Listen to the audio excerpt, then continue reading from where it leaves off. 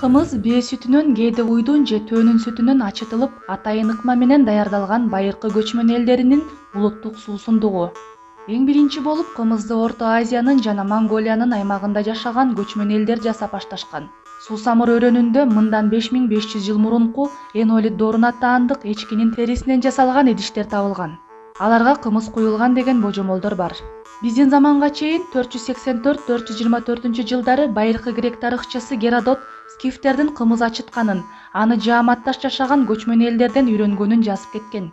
13-кылымда француз окумуштуусу Гильом де Рубрук 1253 жылы өзүнүн саякаттары жөнүндө жазган Тартария эмгегинде кымыздын даамы, анын даярдалышы жана таасири тууралуу жазган.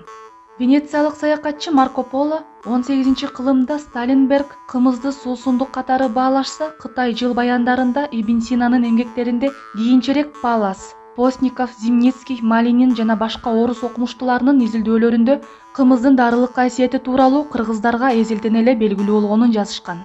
Бүгүн кымыздын дарылык касиети тууралуу профессор Кеңешбек Алымбеков буларга токтолду. Кымыз бул эки максатта ичилет да. Биринчиси дарылык касиети. 3 күндүн ичинде дарылык касиети кымыздыкы жоголот. Ошон үчүн жанагы көөдөгү жогорку дем алуу органдарын айыктырууда, туберкулез деген ооруларды, пневмония деген ооруларды ошо жаңы кымыз айыктырат. Себеби жаңы кымыздын курамында ошо дарылык касиетке ээ болгон витаминдер, минералдык заттар, анан 4 сааттын ичинде жоголуп кете турган иммундук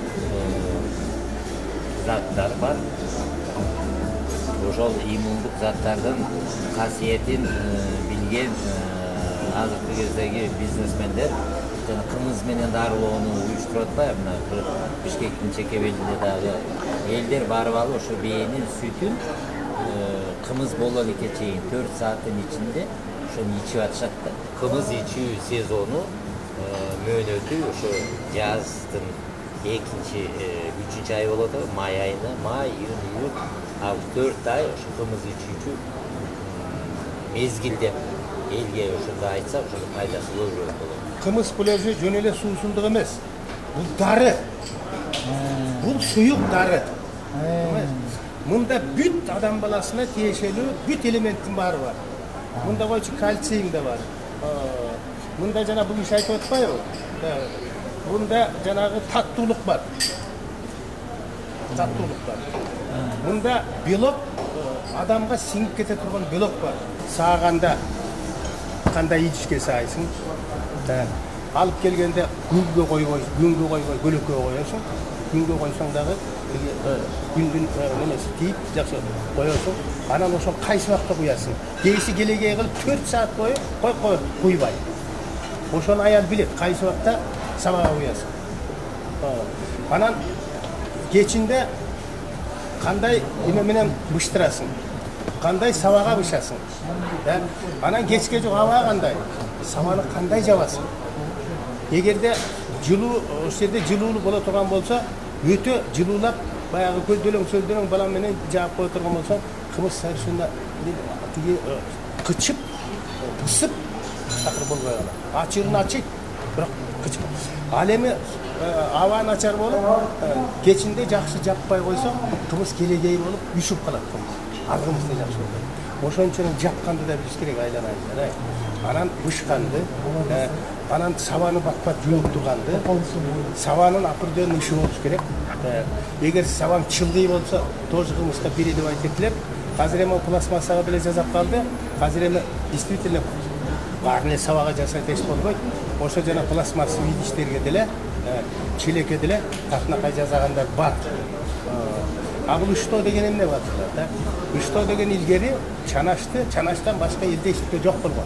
Пластмасса чыгарылган эмес.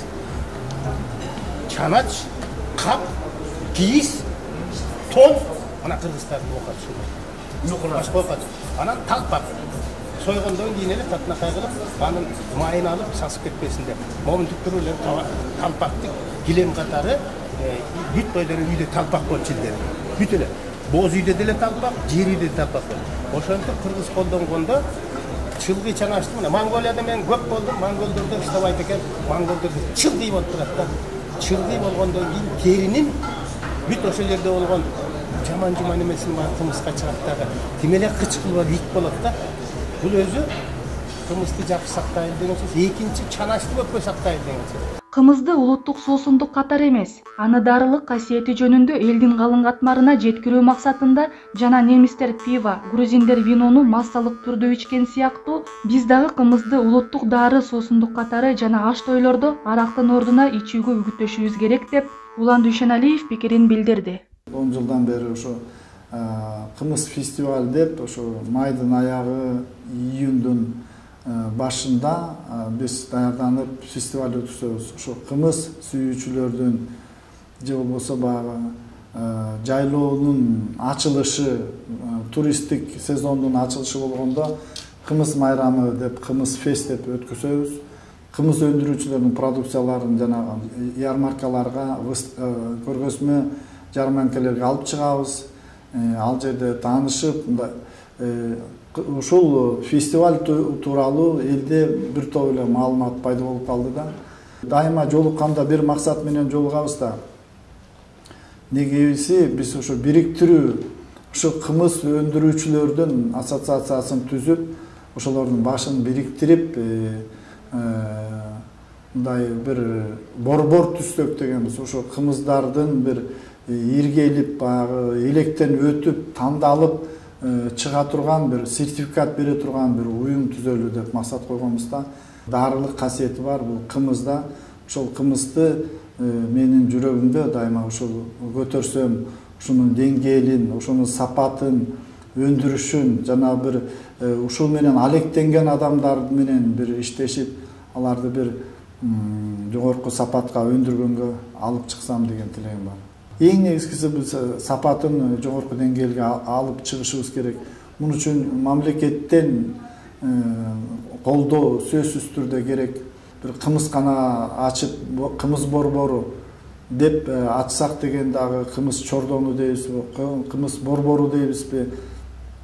Чоң бир баягы премиум класстагы таза даярдалган, атайын даярдалган кымыздарды өзүбүздүн кымыз сүйүүчүлөргө жана шаардыктарга, туристтерге таркатсак деген максатыбыз бар.